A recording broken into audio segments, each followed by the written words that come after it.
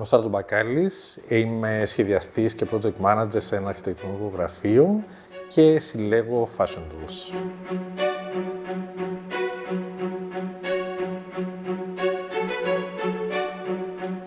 Η συλλογή μου έχει πάνω από 300 κομμάτια.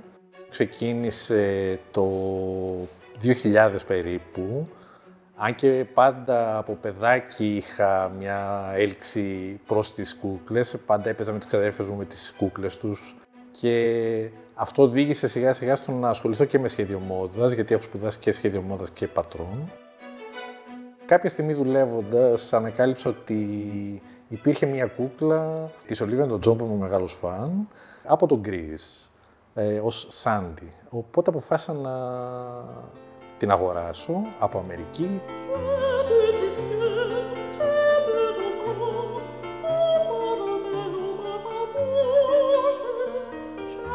Σίγουρα αποτυπώνουν οι κούκλες από την αρχή κιόλας, από τότε που υπάρχουν κούκλες, από την αρχαιότητα, την ιστορία και των γυναικών και της ζωής γενικότερα, γιατί πάντα ήταν μια απομίμηση σε μινιατούρα της πραγματικής ζωής, οπότε ταυτόχρονα βλέπεις και το στάτους των γυναικών στις αντίστοιχες εποχές με τις κούκλες.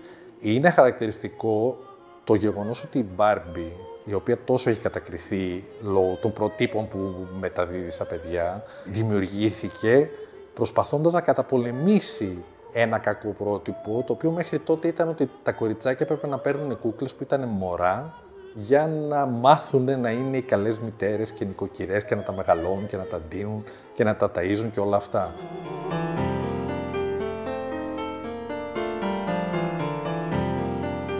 Το πιο σπάνιο κομμάτι της συλλογής είναι μια μοναδική κούκλα που έχω. Είναι σε μέγεθος Barbie, είναι της Integrity Toys και είναι εποχής δεκαετίας του 50, η αισθητική και το ρούχο, γιατί αυτός ο σχεδιαστής έχει αυτή τη σειρά που κάνει τέτοιου είδους κούκλες και σχέδια. Ο ίδιος έχει δουλέψει και για την Eartha Kitt, την κούκλα την οποία βλέπετε εδώ στη συλλογή. Συνεργάστηκε με την κόρη της τραγουδίστριας για να φτιάξουν αυτή την κούκλα.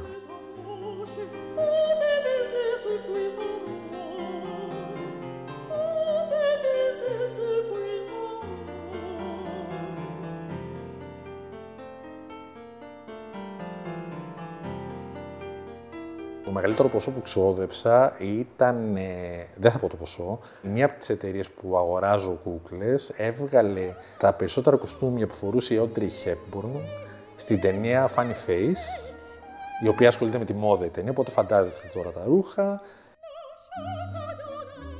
Κάποιες ήταν πιο εύκολο να τις αγοράσει από άλλες, γιατί είχαν περιορισμένο αριθμό. Κατάφερα να τις πάρω όλες τότε. Και νομίζω ότι ήταν το μεγαλύτερο ποσό που ξόδεψα μονοκοπανιά για κάτι, ήταν και πολλές βέβαια. Ζούμε σίγουρα το χρυσό αιώνα των παιχνιδιών. Υπάρχει μία τάση στους ενήλικες να μαζεύουν παιχνίδια γιατί προσπαθούν να ξαναφέρουν στοιχεία από την παιδική τους ηλικία στο τώρα.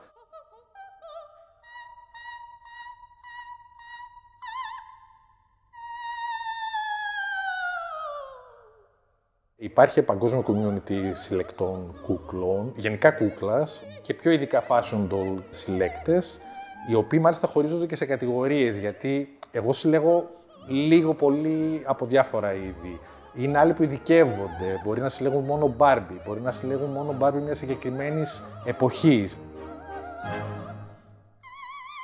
Ο πιο δεδομένος τρόπος για να συνδέονται όλοι αυτοί είναι είτε online σε διάφορα groups, forums κτλ. Είτε πολύ συνηθισμένο τα conventions που οργανώνονται σε όλο τον κόσμο και περισσότερο στην Αμερική, είτε από τις ίδιες εταιρείες που παράγουν τις κούκλες, είτε από κάποιους συλλέκτες που έχουν το χρόνο και τον τρόπο να οργανώσουν τέτοιου είδους events. Έχω γνωρίσει πάρα πολύ κόσμο μέσα από αυτό το χόμπι.